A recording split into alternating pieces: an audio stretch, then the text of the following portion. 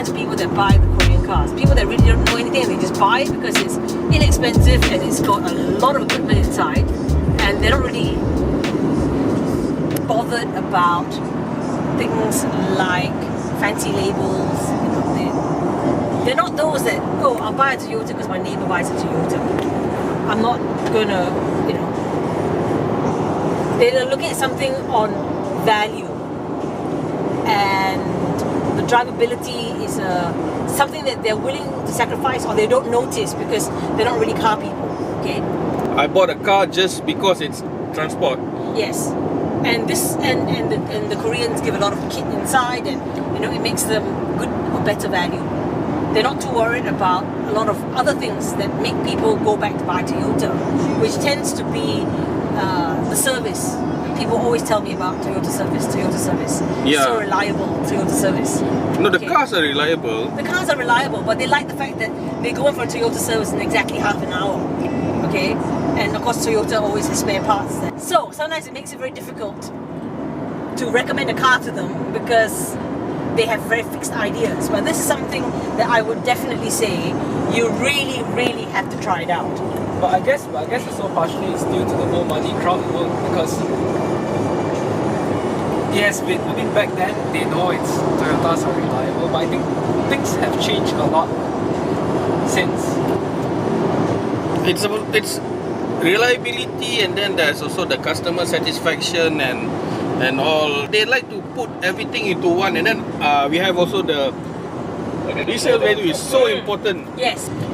To Malaysians. I know people who are not interested in the Korean cars because they complain about, or they talk about resale value. I shouldn't say it's complain. No, it shouldn't be the case nowadays. It's a valid point. I mean, you don't want to spend something on a car and then find that when it's time to sell it, you don't get any value out of it. But then on the other hand, of course, if you're only looking at a car and the value of it after a while, then you're never going to enjoy it.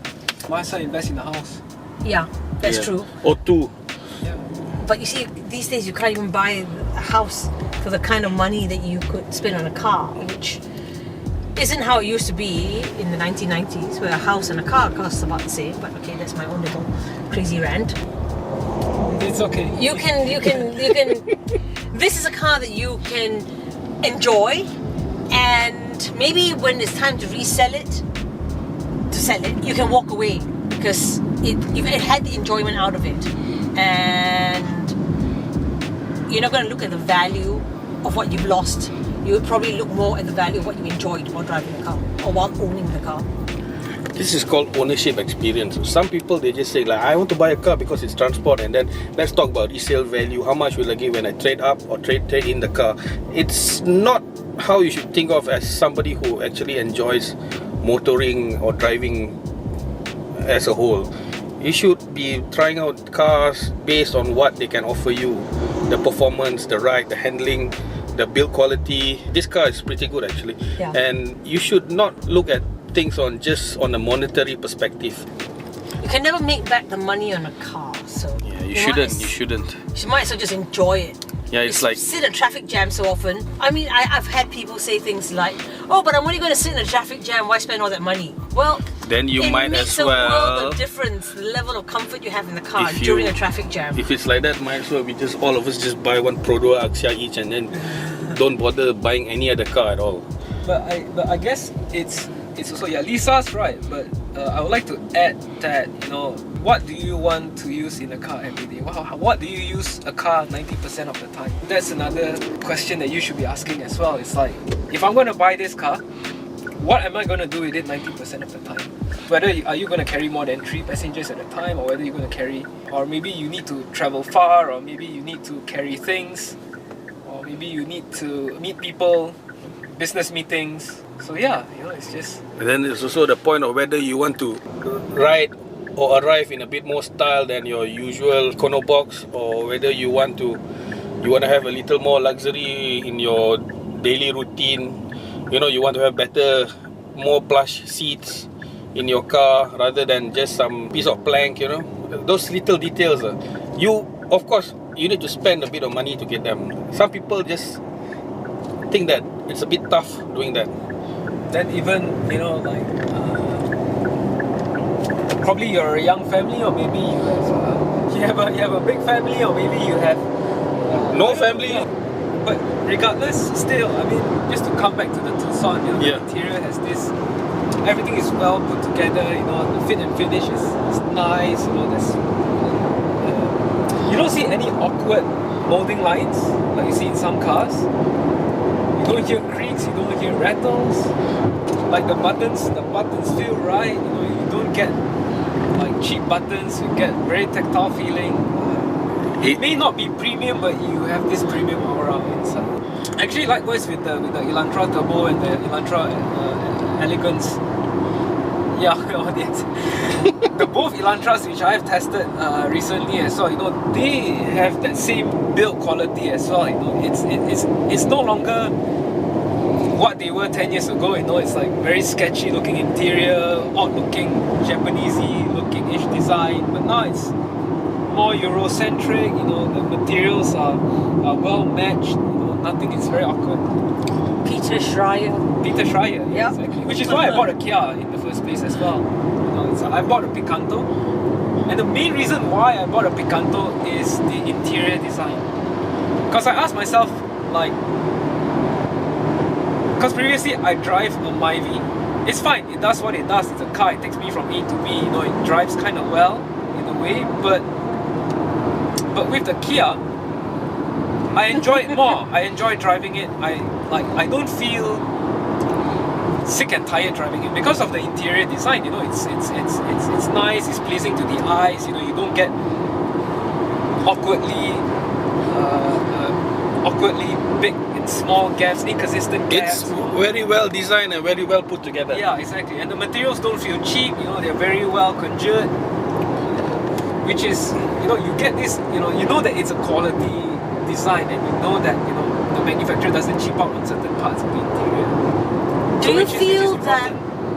Yeah. Do you feel that it's because it's got a nice interior? It's a well designed, and it makes you feel good inside. Yeah. Which is why you enjoy the drive to work every day a little bit better. Exactly. You know, it's something that I want to wake up to every morning. I mean, for instance, like if you sit in the Citroens, you know, the DS, the DS3, the DS5. Yeah, it's something different, something unique, something that you feel it. It's a bit more special than waking up to something normal, something mundane. Yeah, exactly. It's like when you sit inside the DS, you know that they treat the surfaces right. You know, there's a proportionate amount of smooth surfaces, sharp areas, a little bit on the quirky side, but it's, you know, like, yes, this is what I want to sit in every day. This is what comfort is like. Okay, so the question now is, what about this Tucson? Would you be willing to sit in one every day? I think I would actually. Because again, you know, it's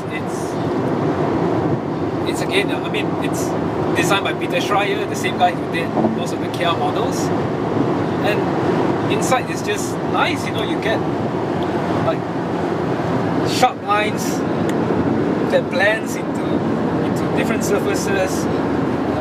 Again, you know, the play of materials. You know, you get like PVC, you get like plastics, but they are very well matched. And it's not like, you know, they just want to put it there, or it's been put there for like, okay, I'm just going to put a PVC here, I'm just going to put plastic here, done, you know, call it a day. But all this has been considered, you know, not just in terms of the aesthetics, but also probably due to cost.